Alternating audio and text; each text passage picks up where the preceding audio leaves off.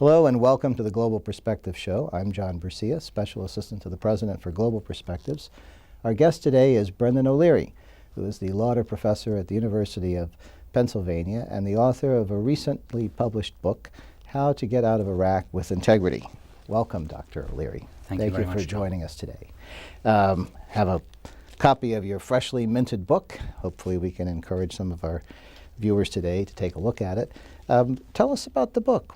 How did you come up with the title, and what's the essence of it? The title is long but deliberate, How to Get Out of Iraq with Integrity. I wanted to emphasize that it's possible to leave Iraq with honesty. I also wanted to pay reference to preserving the integrity of Iraq's territory, that I thought it would be best that Iraq be preserved as a unified federation and not broken up into independent states. And lastly, I wanted to emphasize protecting its constitutional integrity. Those were the elements that went into the title. Well, why don't we look at each of the pieces? Sure. So maybe starting with the first. America's intervention in Iraq has been judged deeply dishonest. People are very suspicious of the motives that governed the Bush administration's intervention in Iraq. Now, whatever view you take on the original justice or otherwise of the intervention, I want, and I think it's sensible for attention to focus now on how America can promote a just and honest departure. And I think there are a lot of dishonest arguments going around about what's feasible and plausible about getting out of Iraq, and I wanted to address these questions. I have a special angle of concern. I worked as a constitutional advisor for Kurdistan, and I was one of its advisors during the negotiation of Iraq's constitution in 2005. And I believe strongly that the constitution of 2005 is not only good for Kurds, but it's good for all Iraqis. And I believe it vitally important that that constitution be protected as America leaves Iraq. The conventional wisdom is to the contrary, that Iraq's constitution of 2005 took place at the expense of Sunni Arabs, that it's overly federalist. It grants too much to Kurdistan in the eyes of its critics. I think, to the contrary, the Constitution offers a roadmap to a successful, decentralized, pluralist federation, which will ensure that no community in Iraq is threatened by any other community. What are the main threats to the Constitution currently? The first threat is that major players in Iraq want to disrespect it. The current Prime Minister, Maliki, and the coterie around him in the Dawa party have basically blocked the implementation of the Constitution on natural resources, preventing Kurdistan from freely developing its oil and gas in those areas where previously there's been no development. They've also blocked the resolution of the disputed territories, most famously the city of Kirkuk, but a whole swathe of territories across the southern border of the current boundary of Kurdistan have local Kurdish majorities that desperately want to be part of the Kurdistan region. So those are the two key blocking areas. What is the main issue there? Is it that one group wants to exercise control over all of the resources, or does it wish to do that and keep others from having any degree of influence? Or is there something else? Fundamentally, you're hitting the nail on the head. It's questions of trust. The Arabs fear that the Kurds will use the oil in those areas to pursue independence and leave Iraq. The Kurds fear that if traditional Arab control over the oil is re-established, that will mean that they will be deprived of appropriate development revenues, as always happened in the past. So the obvious solution is the one actually implemented in the Constitution, and would that it were properly implemented. What the Constitution says is that old oil, namely oil from existing exploited fields, should be allocated across Iraq as a whole to every province and every region on a per head basis. No controversy over that particular allocation. Then it says that any new fields are the responsibility of the relevant regions or governorates. And the idea here on the part of Kurdistan and also the Shia Arab negotiators who made the constitution was to ensure that the federal government would not be in a strong position in relationship to oil and could not therefore become the kind of despotism it was under Saddam's day. Instead, oil revenues would be distributed across Iraq as a whole, and ownership would be held at the regional or provincial level to prevent the centre from becoming too strong. So the federalization of oil and gas is part and parcel of the logic of making Iraq work as a federation. Interestingly, the United States is a federation in which oil is not owned by the federal government. But American policymakers have been insistent, until now at least, that Iraq's federal government should take the lead position on oil and gas. And to my mind, that is driven by two inappropriate considerations. One is they believe that it's necessary to have a strong Baghdad. Why? To balance against Tehran, which has been an idée fixe of American foreign policy since 1980. And the second reason is they think that that's the way to appease Sunni Arab sentiment. They think that Sunni Arabs strongly favour a centralised Iraq. They believe that Sunni Arabs are right to believe that the new constitutional arrangements would deprive them of access to oil and gas. I don't think that's true, but I think these beliefs have driven American foreign policy since 2005. And you were talking about the status of the Kurds as this issue develops. I'm guessing that they have, as part of their economic planning, the idea that oil will be central to the discussion. But there are other possibilities, economic possibilities in Kurdistan that have yet to be fully explored. Could you talk a little bit about some of those? Yes, Kurdistan wants the oil and natural gas questions settled because it's vital for Kurdistan's autonomous economic development. But they don't want to be an oil-based and oil-dependent region. They want to use the oil to kickstart the full development of their social and educational and transport infrastructure. Kurdistan has many opportunities for development other than oil and gas. First of all, it's deeply rich in minerals. It's been insufficiently geologically mapped and explored, so there are rich extractive possibilities. It's a beautiful habitat, as those who've been there will know. It therefore offers wonderful opportunities both for local, regionally based tourism and indeed for expensive upmarket global tourism. I often joke that with the current state of global warming, I would expect Kurdistan to become the new Switzerland. And I have not entirely jocularly suggested that one day the Kurdistan region will be the location where Iraq hosts the Winter Olympic Games. And I like to say this just to emphasize to everybody that Iraq is not a desert. It's not a hot, blazing desert. There's also Kurdistan, which has 4 seasons, dramatically beautiful seasons. So tourism is one possibility. Wasn't it a breadbasket at one point?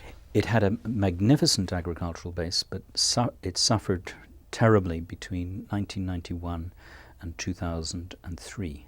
It suffered because Iraq was under UN sanctions. It suffered because Saddam put Kurdistan under Iraqi sanctions. And thirdly, it suffered because the neighbouring powers did not want to see the emergence of an independent Kurdistan, and they blocked the export of its agriculture. And the net consequences of Saddam's forced expulsions, genocide, and crushing of Kurdish villages was the destruction of Kurdish agriculture, forced urbanization. And it's a very, very difficult task, but it remains the ambition of the Kurdistan regional government to try and restore agriculture in the region. There are beautiful forests. There are magnificent opportunities for rain-fed agriculture and also for river-based agriculture. It could be a place for the export of organic foods and organic agrarian crops. In addition, the population is now much, much better educated than it used to be, and a very high proportion of the population is taking education classes in English. So foreign investors would find a skills-capable and English language educated workforce. And am I correct in recalling that there's at least one university where English is the only language? There are now two private universities, one in Sulaymaniyah, the second city of Kurdistan, and the other in Erbil, the capital, both of which are emulating private American universities, and they're English language based. The other universities will also be emphasizing the development of English language, but not yet so far in the instruction. Let's talk a little bit about the Iraqi constitution. How did you come to be involved in that discussion? And you said that you see that as the appropriate roadmap to the future. Tell us a little bit about your personal involvement. I was brought in to advise Kurdistan as a result of my work being read by a Kurdish academic who worked in Denmark, but is a Swedish citizen. And he read my work when I was at the London School of Economics, which deals with power sharing, and particularly power sharing in deeply divided places. And he wrote to me once in the early 90s saying he thought I should work on Kurdistan. I said I knew nothing about it. He said, I know if I apply your work to Kurdistan, it would be highly appropriate. I thought nothing of it until 2002, when he asked me to keynote a conference on the future of Iraqi Kurdistan. I was a little reluctant to go. I claimed correctly significant ignorance. He said, no, come and give a talk. And I gave a talk, and the Prime Minister of the Kurdistan region and the Deputy Prime Minister were there, and they asked me would I play an advisory role if, as they anticipated, the Americans were going to remove Saddam's regime. Would I play a role in constitutional advice? And I decided I would, and I have benefited tremendously from the experience, and I hope I've given something back to the Kurds as well. Now that's an issue I'm sure you've discussed in detail in the book. Tell us a little bit more about how you think this could unfold in a constructive way with integrity. The optimistic scenario is one in which the Constitution is allowed to work. And if it's allowed to work, I think we would see a larger and fully satisfied Kurdistan region, secular and democratic, flourishing within the borders of Iraq. It would be committed to making Iraq work. And the Kurds would still play a significant role in Baghdad, because with upwards of 20 and perhaps more % of Iraq's population, they'll play the role of kingmakers in the formation of federal governments. The more difficult task, of course, is to see how the Constitution might help and work in Arab-dominated Iraq. Given that Sunni and Shia Arabs have just had an appalling communal civil war, it is incredible, I think, to believe that they're going to rally behind one strongman, be he Sunni or Shiite, and accept his authority. They're far more likely to have coup attempts from within their ranks than they are to agree on one central leader. So I think it's sensible to think about how the Constitution facilitates power sharing, not simply within provincial governments, but also within the federal government. Let's look at the provincial level first. We've recently had elections in Iraq. No party or list in the Arab parties won 50% of the vote in any single province. That means that in every single province there will have to be a power-sharing coalition government. At the federal level, the last two elections at federal level have both produced multi-party coalition governments. There is absolutely no reason to believe that that won't be the outcome of the next federal election. And that's the way to go. America has to encourage multi-party power sharing in Iraq and work towards facilitating that, rather than thinking that what it needs is a strongman, be he called Maliki, be he called Alawi, be he someone else, and he'll always be a he.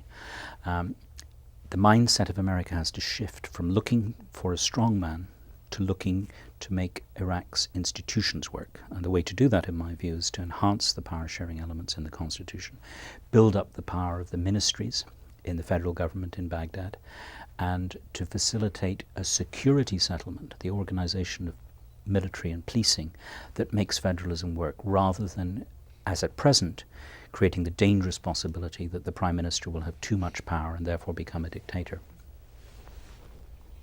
Could you talk a little bit, shifting back to the U.S. side of the discussion, a little bit about how the new administration might begin to take on some of the challenges that we have in Iraq, and maybe for our viewers' benefit, explain where you see the Iraq issue and the Kurdish issue in the scheme of things, especially in terms of the rest of the Middle East. We've started off with focus on the Middle East, but that's aimed in a different direction. Is it something that you think could be expanded? Might George Mitchell be the person who could take on several of these responsibilities and maybe oversee all of them? Is that likely? Well, personally, I think George Mitchell was a magnificent facilitator of the Irish peace process, a man of extraordinary patience and ability and diplomatic tact, far more than I could muster in a lifetime. For those reasons, he's been selected by the Obama administration to do his best on Israel-Palestine. At some future juncture, he could perhaps be called upon for Iraqi matters. If we look at the personnel in the new Obama administration, there are all sorts of interesting possibilities.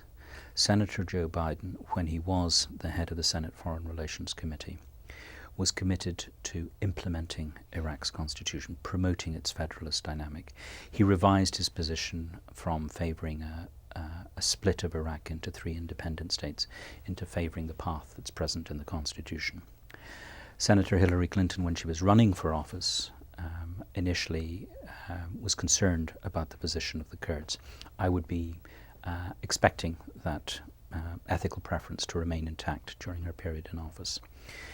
Jim Jones, the National Security Advisor for the new Obama administration, is known to respect the position of Kurdistan. So I think we'll see a concern among key elements of the administration not to betray the Kurds in the course of getting out of Iraq. But they'll have difficulties because there are entrenched mindsets in the State Department. The entrenched mindset is to think of Iraq as an Arab country when it's at best 75, maybe as high as 80% Arab. To think of it as a country incapable of being democratic because it's Arab, which I think is a deep cultural bias. So it will be important to overcome the preferences in the State Department for building up a strong Arab Iraq to balance against Iran. If that mindset can be broken, I think very productive things can happen. Now, one of the interesting things about the Obama administration is that it signaled very early on that it wants to engage in détente with Iran. There are very good reasons for doing this. It's the only way of successfully pursuing nuclear disarmament in the region. It's the only way of linking the resolution of Iraq questions and the resolution of questions in Israel and Palestine. If Iran, for whatever reason, continues to support the more belligerent elements within Hamas and Hezbollah, that makes it much more difficult to have a successful Israeli-Palestinian peace process. If Iran is willing to withdraw support from the militants, the more militant sections of Hamas and Hezbollah, that will be productive. But that will only happen if there's genuine rapprochement between America and Iran. And I don't think a great deal has to be done to accomplish that rapprochement. America simply has to say it will not be directly aiming at regime change in Tehran. It's up to Tehran to change its internal political system if it wishes. That's not America's business. But America needs détente with Iran, not just for those general questions of Israel and Palestine, but to ensure a successful exit from Iraq, because it's Iran more than any other power who's made life very, very difficult for America since 2003. And it did so partly out of sheer fear. In 2003, April 2003, when the Americans had just taken Baghdad, the Iranians sent a team to Washington. They sent a message to Washington through the Swiss ambassador, offering a comprehensive settlement. They said they would support America in Iraq. They wouldn't try to export their own political system. They'd continue to cooperate against the Taliban in Afghanistan. They would withdraw support from Hamas and Hezbollah. In return for what?